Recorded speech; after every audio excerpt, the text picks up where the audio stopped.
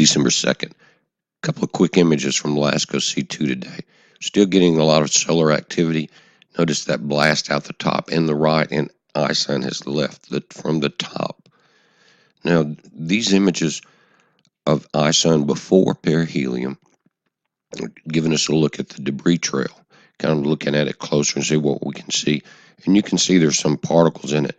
But that tail that we just saw happened after the X-flare. Look, on Halloween, ISON had already crossed the Earth's orbit and had crossed Mercury's orbit before the flare on the 19th. And that's the location when the flare hit it. So we had the wider tail, it's 250,000 kilometers wide, about 4 times wider than what we see here. Plus, a lot of stuff got blown back on the 19th into the orbit of Mercury and Earth, guys. Now, this is some of the last images as ISON left the CRO2. Now, these are side views from Secchi A, so we get a pretty good look at it. Just going to step it through and enlarge it and give you some enhancements. Here, notice that wave, that's a solar flare that has hit ISON, and it was almost like it was trying to hold together at that point. And you see as that solar flare come across it, seems to shatter it. Now, I've got some close-ups of this last images as it's departing, just in different filters and all, trying to get it down to knock as much glare out and to be able to increase it. You're starting to pixelate out here, guys, to kind of give you an idea of what we're looking at from the side. Now, it's going to be coming over us, and we're not going to be seeing this view. Again, this is Secchi A on the other side of the sun. But there appears to be objects tumbling. This is getting wider. Now, it is in an upward arc if it follows the original projection. It's not coming straight at Earth. It's rising each day until December 28th. But now, you've got to think of this as a V. If that point of the V is over on the 28th, then the deep debris trail will be delayed a few days as it widens and spreads, guys. But I think that it's very highly possible we could see some fallout, maybe simply fireballs. Don't know yet. We're going to be watching it. But notice it has left the ACRO2. Now it's on AHI1. What's happened here, that's not ISON. That was the solar flare that blew across it.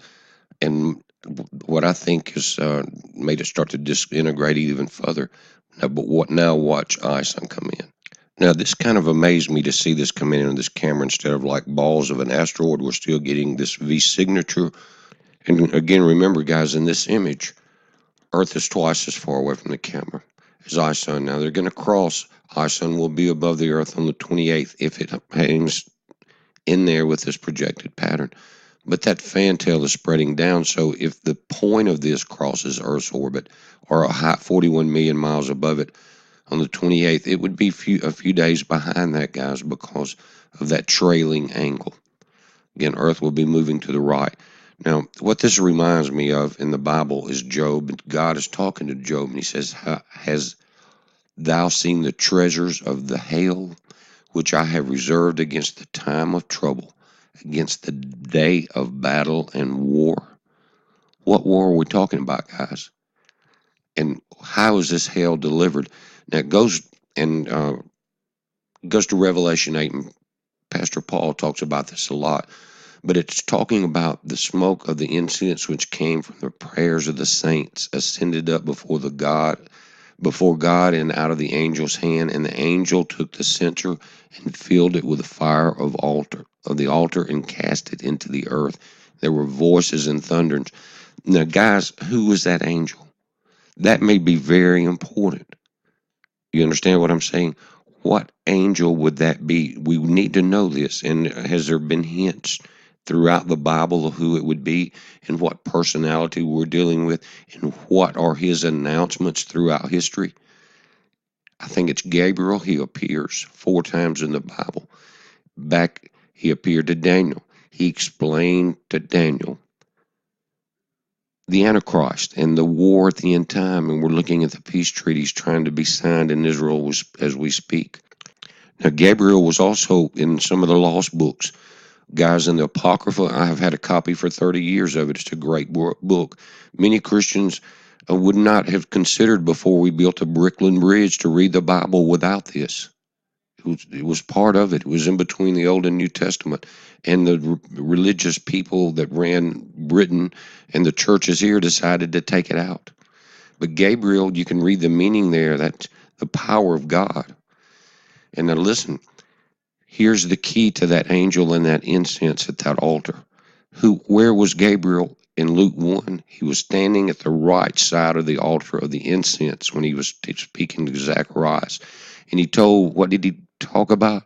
He talked about John coming first, 6 months early. Then he went to Mary and told him about the Messiah coming. And behold, thou shalt conceive in thy womb and bring forth a son, and shall call his name Jesus. How important was Gabriel, guys? How important.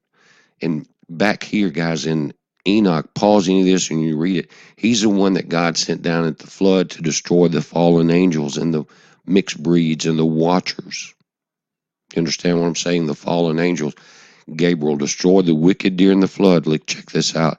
He explained the end time prophecy to Daniel, announced the conception of the Messiah. And I think that's him standing there. He is considered in a lot of the Orthodox religions to be the commander and God's general in heaven. And that's why I think it's important to research and find out, why did he say to Zechariah, why was it important that he was standing by that altar of incense? It was for us to study and prove that ourselves approved, guys. Be safe, heads up.